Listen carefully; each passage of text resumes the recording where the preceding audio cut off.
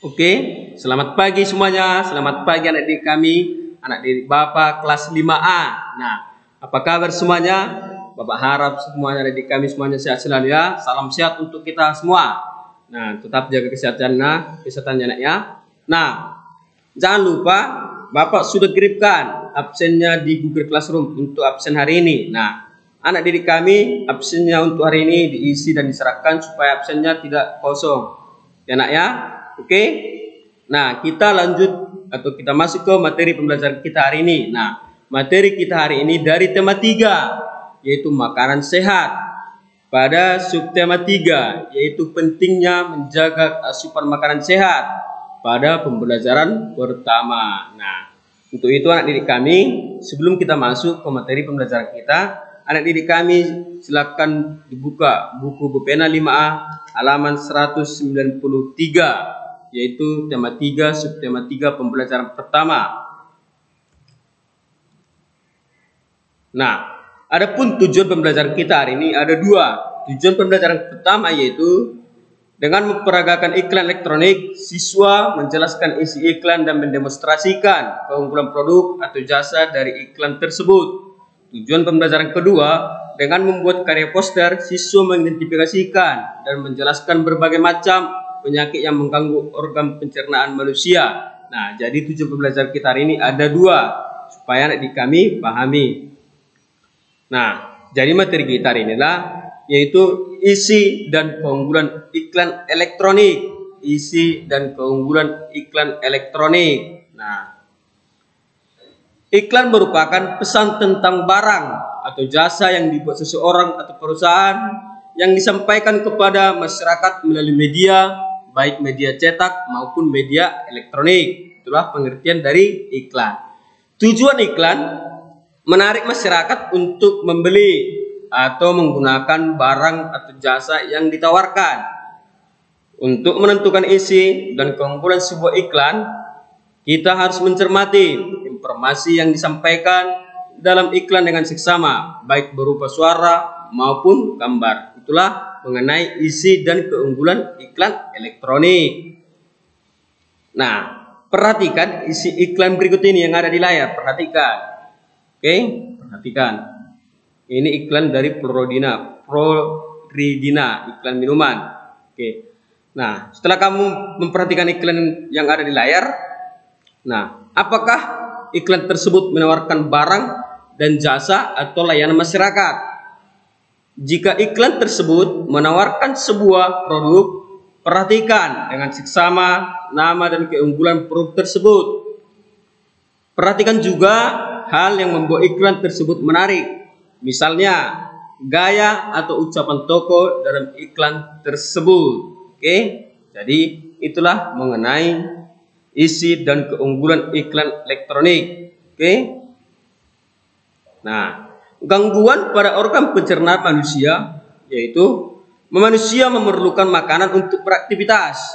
Manusia mencerna makanan menggunakan organ pencernaan.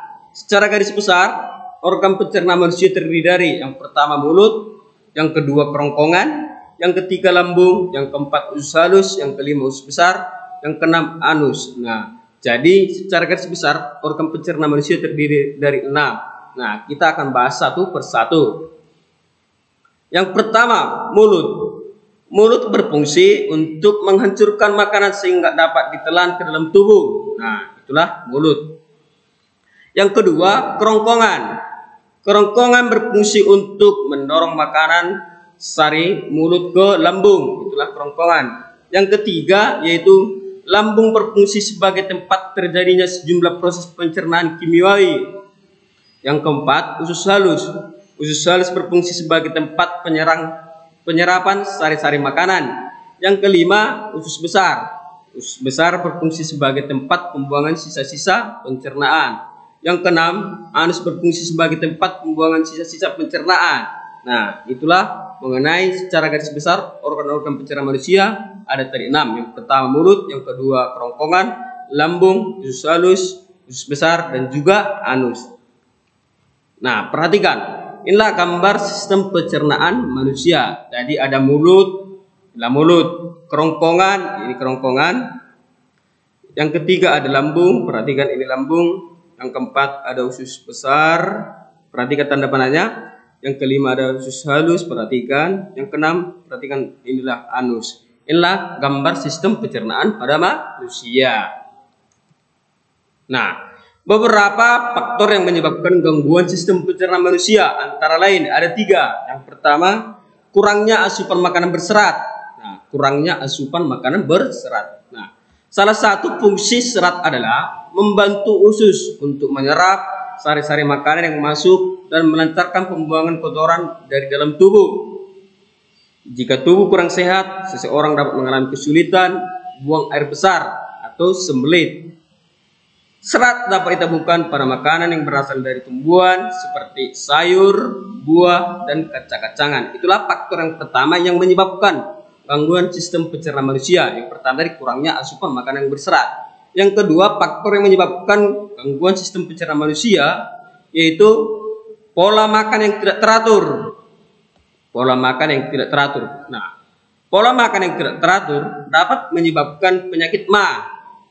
Penyakit MA disebabkan lambung terus-menerus menghasilkan asam lambung.